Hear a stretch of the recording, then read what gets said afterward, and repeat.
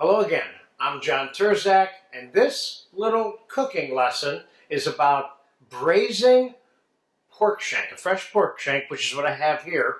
And what we're going to do is we're going to braise this in a Mexican style, but we're going to start by setting it up to cure overnight. And that's what we're going to do right now. We're going to set it up for that part of the process. Okay, so this is a 2-day project. And let's start by scoring the fat that's on the shank. So that, for starters, the curing stuff that we're about to put on here can actually permeate this a little bit better overnight. So I'm cutting all the way through on this. This pork shank is really, it looks big, but it's really like dinner for two here. This particular size. This is about a 3-pound pork shank, and by the time we get through braising it and trimming it, there's just not that much left to it. But there's enough here. Certainly enough to make this dish. And this is, why would we be making braised pork shank? We'd be making it because we're making a Mexican style braised pork shank too, so we can use it for a number of things that include carnitas, sliced braised pork. We're going to put some olive oil in here because we want some of these items to stick to this. We're going to end up wrapping this in plastic wrap in a couple of minutes. First item that goes on here is salt. Now this looks like a lot of salt, but it's not. We're going to be brushing off any excess after it cures overnight. Let's get pepper on there. Same thing with the pepper. Now I could put chipotle on here, or jalapeno, or dried hot chilies if I wanted to spice this up a little bit. I'm going to put a little bit of ground cinnamon on this. We're going to put a little bit of ground fresh cumin on this. And I'm going to grind it right now. Got some dried cumin seeds here. This is, for the most part, how I grind all my dried stuff in a little coffee mill.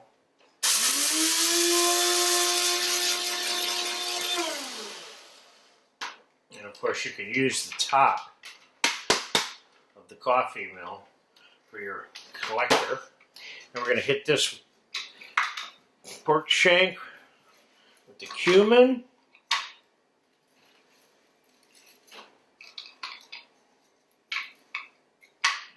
And we're going to put some sugar on here. Sugar and the salt are the two primary curing elements here. The rest of it is flavor. And we're going to put a little bit more olive oil on here. The reason why is I want this oregano to kind of cling to this. I have about a half a cup of Mexican oregano here.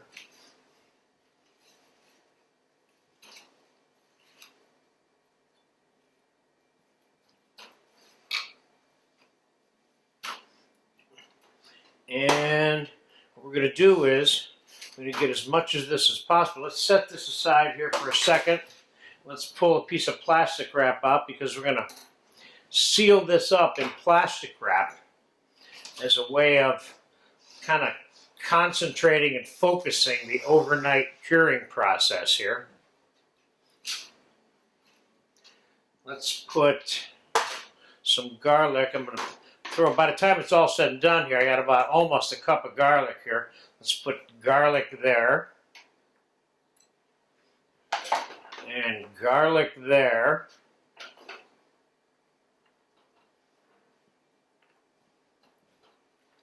And let's get the rest of the stuff off this pan. Let's put this right on top of it. Let me rinse my hand off for a second.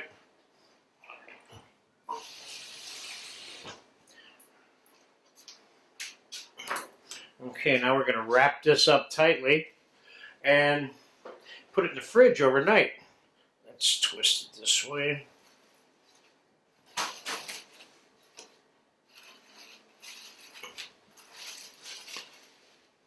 Let's do that one more time.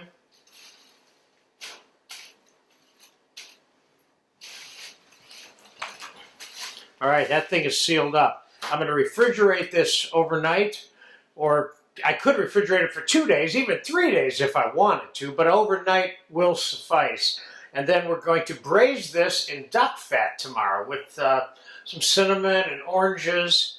And so we're making it in such a way that we can store it in the fat and eat it in a month if we want. So we're doing a preserved version of the braising process, which is French, but there's no reason why it can't be applied to Mexican-style cooking as well. So I'll see you tomorrow, and we'll get it in the oven in some duck fat.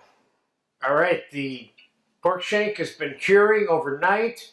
1 day has elapsed, and we're going to get it into this little braising pan that I have full of duck fat, and we're going to cook this bad boy in the oven for a number of hours until it's tender enough to eat.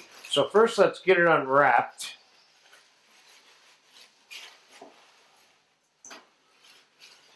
And I want to brush off or strip the excess off of this.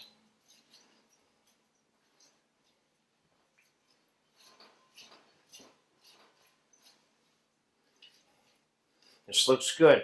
Now I'm going to set this in the fat. And I'm going to add whole garlic cloves, about less than a cup, and a few cinnamon sticks to this duck fat. And I'm going to add some orange rind and some lemon rind and about 1/4 cup of pickling spice and some whole black peppercorns. Even though the pickling spice has some, I want more. And let's just give that a little mix. And we're going to pop this into a 325-degree oven. And then I'll be back in about 3 or 4 hours when this thing is tender enough to eat. And we will put it up and store it in the duck fat. So this is kind of like a Mexican pork shank confit, if you will, but there's nothing to say that in good Mexican cooking you can't braise anything in fat or lard, which is, they cook a lot of things in lard. So we'll be back in about 5 hours. The braised pork shank cooked for 2 hours and 40 minutes. Exactly. I took it out about 20 minutes ago to cool it down a little bit so we can handle it for this final take on how to store the pork shank. I took a little piece off of it and ate it. It's really good too. It looks wonderful. Let's get it out of the duck fat first, and let's just get it out of here first. One piece, which we managed to do. Now, real quick, I'm going to strain this duck fat because I have to get all this stuff out of here anyway, because I'm going to want to store this shank in the duck fat. So this is a classic and traditional version of doing preserved duck or goose. That's some nice flavored duck fat now also. So let's just take a closer look at the shank itself real quick so you can see how nice and tender it is. Look at that. See how it's just falling right off of that big bone there, okay? Now I'm going to leave the fat and everything intact in it. What I'm actually going to use this for, I don't know, but I'm making this video to show you how to cook it and cure it and flavor it in the process and cook it in duck fat, and then how to store it so you can wait 2 weeks or 3 weeks or a month or 2 months if you want, or more, to then use it. You know, you can make 5 of these at once if you have enough fat to do it with. So why don't we're going to store this shank in this container. So let me see if I can get this in one piece into this container, which I can, with the bones sticking up there on the top. That's fine. And now I'm going to pour the strained duck fat over this, which isn't hot anymore, but it's warm.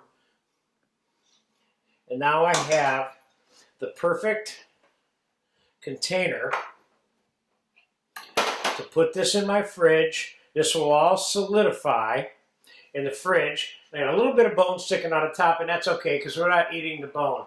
And you can't keep it forever because the bone's sticking up. If it was completely submerged, you could keep it for a year if you wanted, or even longer.